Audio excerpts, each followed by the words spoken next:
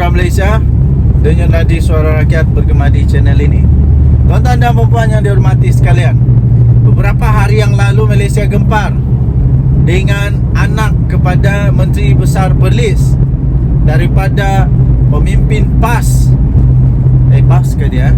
Apa Bersatu? Saya tidak pastilah. Mungkin PAS lah pun. Daripada Perikatan Nasional lah yang pasti.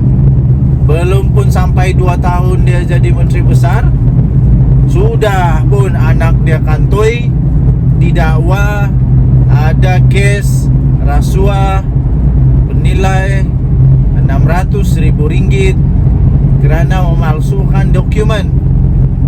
Ditambah lagi keceriaannya dengan dengar kata beliau juga anak kepada Menteri Besar Perlis ini juga dikatakan adalah menantu kepada Hadi Awang. Betulkah? Mungkin anda boleh komen, siapa yang kenal anda boleh komen.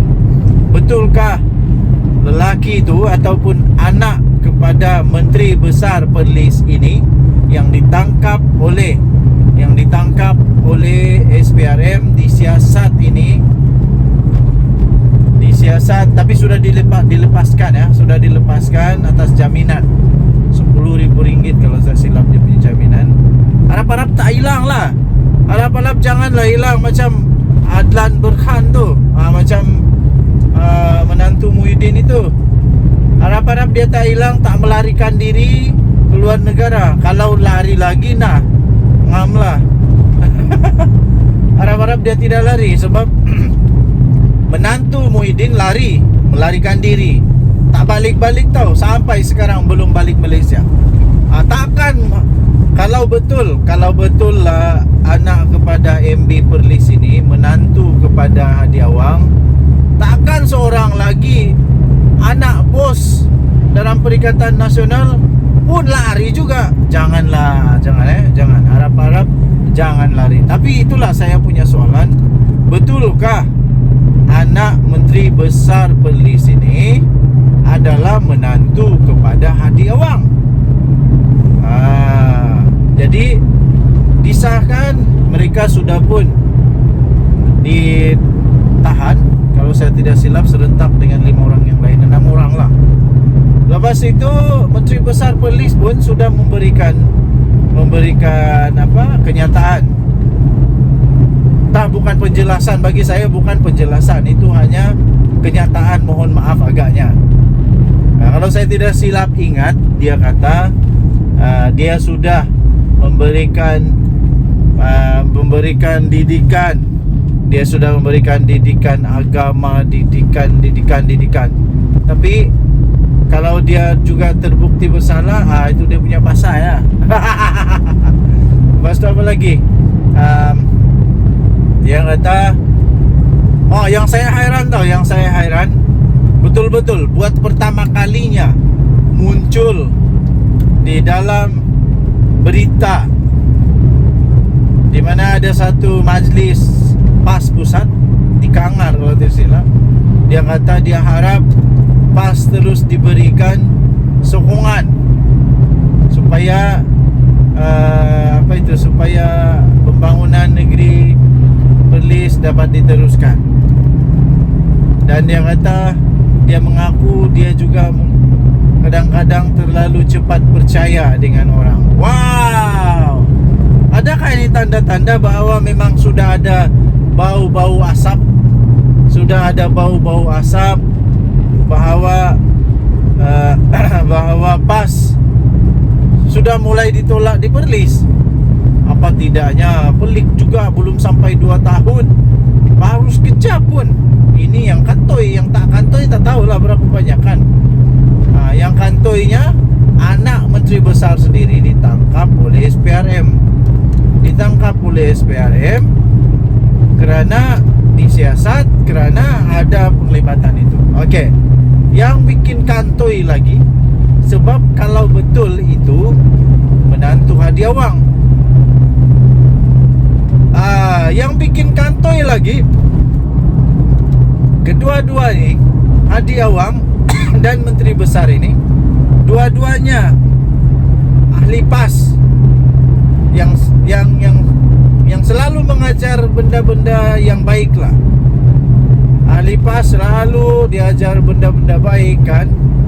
So, jangan buat itu, jangan buat ini. Tapi kenapa pula ada orang pula yang tiba-tiba muncul nih, yang dah dikata selalu tak ada moral apalah. Anak Anwar tak ada pun. Tak pernah kena sebut pun. Ini lagi pelik lah, lagi dahsyat, lagi besar. Anak Hadi Awang sendiri, menantu Hadi Awang sendiri. Kalau betul dia menantu Hadi Awang, wow, ini memang dahsyat, mengejutkan seluruh Malaysia. Okey, jadi saya ingin melahirkan rasa duka cita rakyat Malaysia. Dan kita harap semua yang ada kuasa di Malaysia, apapun kuasa kamu, termasuklah ketua kampung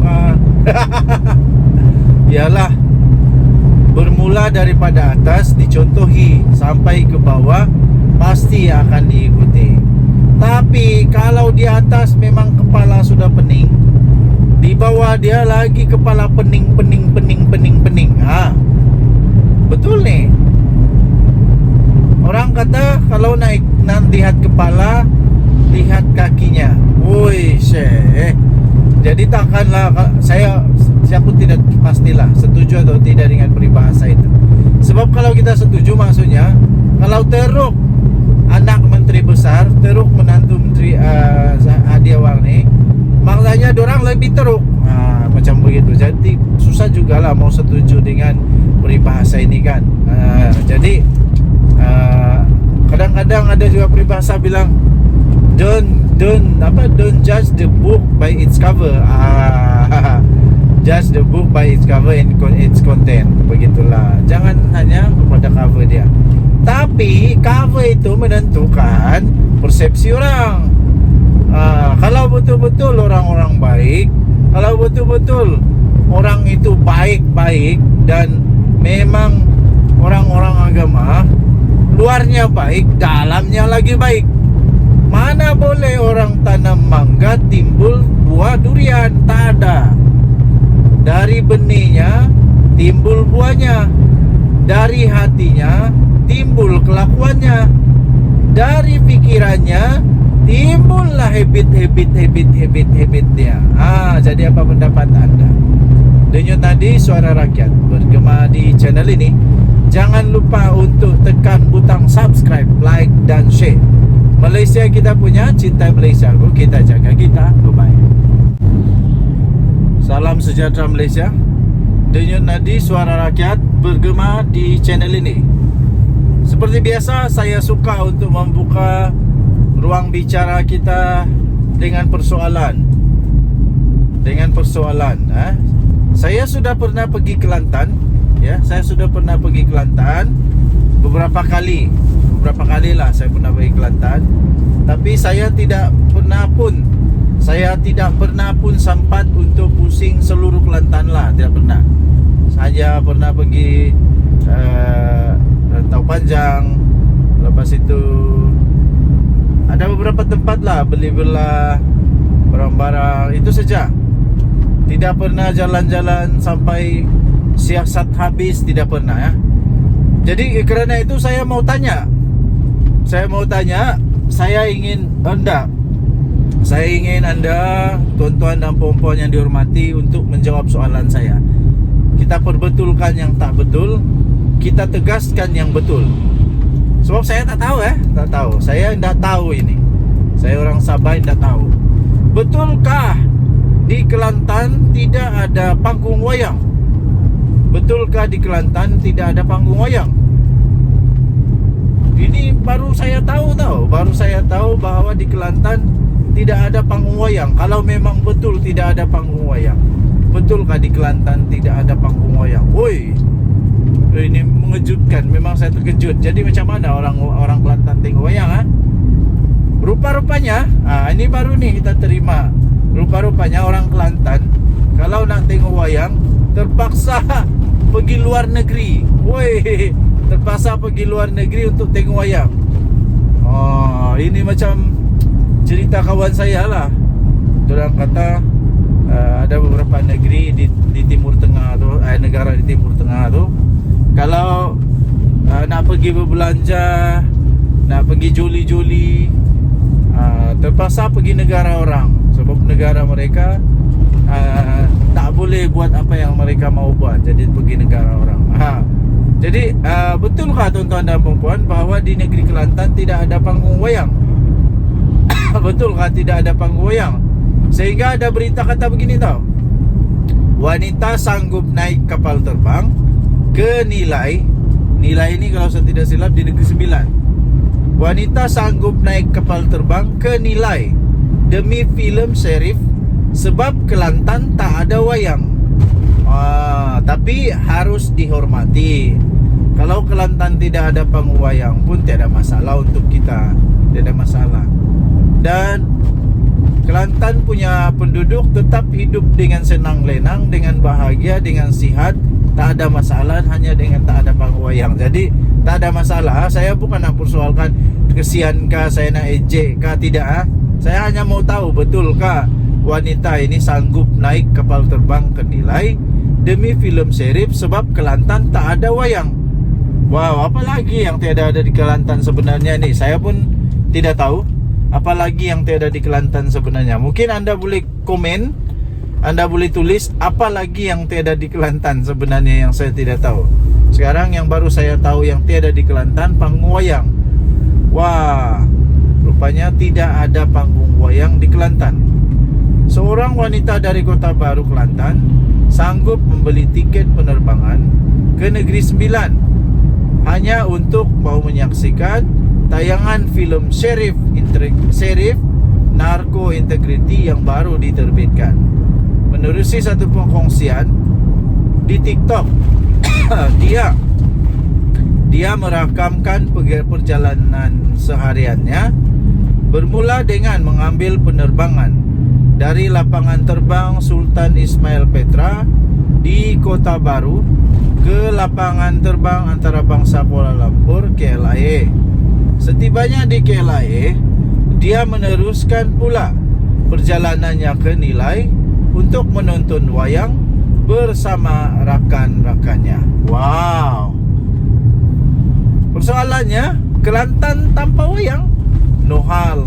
Asal ada duit semua boleh, katanya. Hoi, no hal. Betul lah tu. No hal. Kelantan tak ada panggung wayang, no hal. Asal ada duit semua boleh. Dari Kelantan ke Nilai semata-mata untuk filem Sherif. Tiada masalah, dia kata. Tak ada masalah kalau tak ada wayang, asalkan jangan tak ada duit, katanya menurut satu caption di video tersebut. Perkongsian video itu ternyata mendapat komen yang pelbagai daripada pengguna media sosial, yang antaranya terkejut kerana wanita itu sanggup menaiki kapal terbang hanya semata-mata untuk menonton wayang. Walaupun ramai juga yang mengetahui bahawa Kelantan tiada pawagam. Oh, memang betul, rupanya Kelantan tiada pawagam.